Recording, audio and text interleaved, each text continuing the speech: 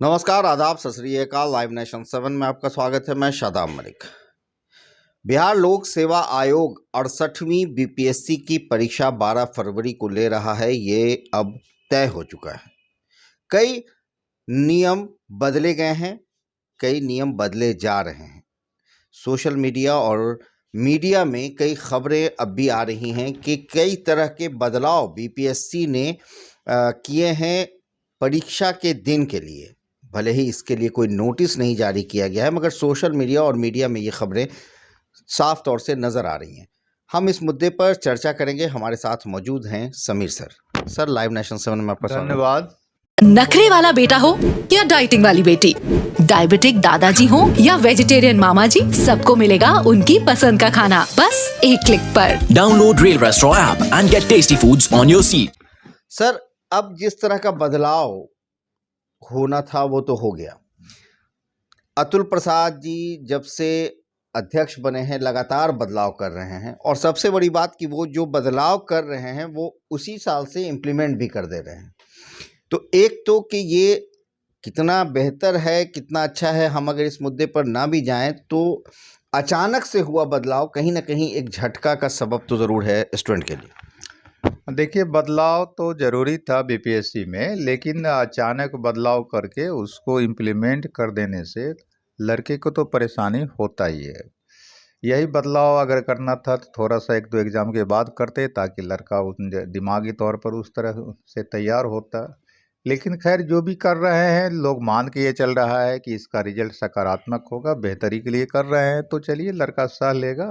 जो लड़कों से बात होती है तो कहता है सर सह लेंगे, बशर्ते कि साफ सुथरे ढंग से एग्जाम तो सर, हो इस साफ सुथरे को लेकर भी कुछ नए नियम दिख रहे हैं, पेपर में भी आया है हाँ, कि कई उसमें तरह के बदलाव के। वो बदलाव का कितना असर पड़ सकता है और क्या क्या बदलाव किया गया है, नया नियम जो बनाया गया उसके तहत?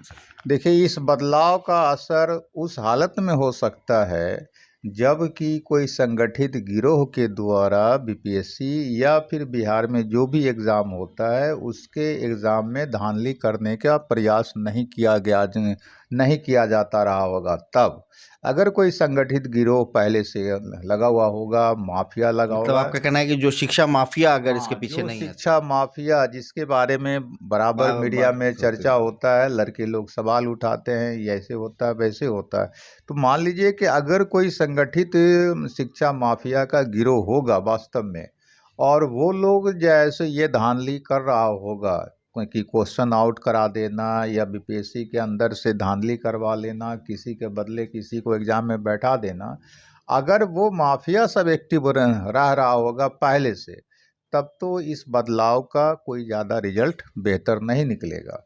और अगर संगठित गिरोह पहले से सक्रिय नहीं होगा तो जो छिटपुट रूप में स्टूडेंट लोग किसी सेंटर पर कुछ क्वेश्चन इधर कर दिया उधर कर दिया या आउट कर लिया, तो वो अगर स्टूडेंट के माध्यम से या किसी टीचर के माध्यम से तात्कालिक रूप में अगर ये काम हो रहा होगा क्षणिक रूप से फ़ायदा उठाने के लिए कि 10-20 क्वेश्चन से हमको सॉल्व होने हम कर सकते हैं ऐसा करके, तब तो मान लीजिए उस पर रोक लग जाएगा इस बदलाव का। चूँकि जो बदलाव किया गया है, जो सोशल मीडिया में जानकारी हम लोग देख रहे हैं, उसमें क्या है कि भाई एग्ज़ाम है आपका 12 बजे से, लेकिन सेंटर पर आपको 9:30 बजे से इन कर जाना है और 11 बजे तक ही आप इन कर सकते हैं। तो एग्ज़ाम होने से 1 घंटा पहले आपको कम से कम रहना है एग्जामिनेशन हॉल के अंदर, और उसके बाद फिर 2 बजे आपका एग्ज़ाम ख़त्म हो रहा है तो 1 घंटा तक फिर आप ये एग्जामिनेशन हॉल में रहिए ताकि आपके सामने ही पूरा क्वेश्चन पैक वगैरह हो सके। तो ये सारा जो प्रयास है, तो इससे तो लगता है कि धांधली रुकना चाहिए, लेकिन ये धांधली तभी न रुकेगा जब छोटे लेवल पर या छात्र या किसी सेंटर विशेष पर किसी टीचर के माध्यम से या किसी स्टाफ के माध्यम से किसी 1-2 व्यक्ति को लाभ पहुंचाने के उद्देश्य से धांधली किया जाता होगा या क्वेश्चन आउट किया जाता होगा। लेकिन को सपोज करिए कोई बहुत बड़ा गिरोह है अगर पहले से लगा हुआ, तब तो वो जैसो धांधली से इस तरह का धांधली वो आराम से कर ले सकता है, बहुत ज़्यादा कारगर नहीं होगा। क्योंकि यही अवस्था तो मान लीजिए कि पिछले अभी अभी कौन सा एग्ज़ाम हुआ है CGL 3 हुआ था। CGL 3 हुआ, तो उसमें भी जैमर लगाने की बात हुई थी, उसमें भी हुआ था कि स्टूडेंट के सामने क्वेश्चन खुलेगा, ये वो होगा। लेकिन उसमें भी तो क्वेश्चन आउट हो गया। तो इसलिए अगर छोटे लेवल पर धांधली चल रहा होगा बीपीएससी में, तब तो मान लीजिए कि जो है सो उस धांधली पर रोक लग जाएगा। बड़े लेवल पर अगर धांधली चल रहा होगा, माफिया के द्वारा चल रहा होगा, तब तो इस ये जो है सो इस सुधार का बहुत बड़ा असर नहीं होगा। तो सर ये तो अंत में सिर्फ ये मैं पूछना चाहूँगा कि परीक्षा साफ सुथरी हो उसके लिए ये सारे स्टेप तो लिए जा रहे हैं। अब ऐसे में जो मेन मुद्दा है कि क्वेश्चन पेपर लीक नहीं होना चाहिए और साथ ही साथ कहीं से जो संभावना है चोरी की, ये सारी चीज़ें इससे रुक जाएंगी। लेकिन छात्रों को भी जो इतना देर रोका जा रहा है, ये क्या तो ये नहीं लग रहा है सर कि कहीं ना कहीं अपने अंदर की कमी है, उस कमी पर बहुत ज़्यादा काम नहीं किया जा पा रहा हो? देखिए, हमको लगता है कि बीपीएससी शायद अभी तक जो है, और बीपीएससी क्या कहिएगा, शायद चेयरमैन साहब, हमको लगता है कि अभी तक वो सही आकलन नहीं कर पाए हैं कि दरअसल बीपीएससी में धांधली होता है तो किस स्तर पर कहाँ से होता है। इसलिए हमको लगता है कि शायद वो जो है सो हर स्तर पर जहाँ जहाँ उनको लगता है कि यहाँ हम प्रयास करके धांधली को रोक सकते हैं तो वो करने का प्रयास कर रहे हैं। और हो सकता है कि आने वाले टाइम में असल में इस धांधली का मूल कारण उनको पता चल जाए, तब जा कर के हो सकता है कि वो कुछ सफल ऑपरेशन कर सके, हमको जो लगता है। सर, आर्थिक अपराध इकाई ने भी जो जितनी जांच की, जो भी गिरफ्तारियां हुई हैं, वो कहीं से भी अभी माफिया की बात एक तरह से तो नज़र नहीं आ रही है बहुत ज़्यादा।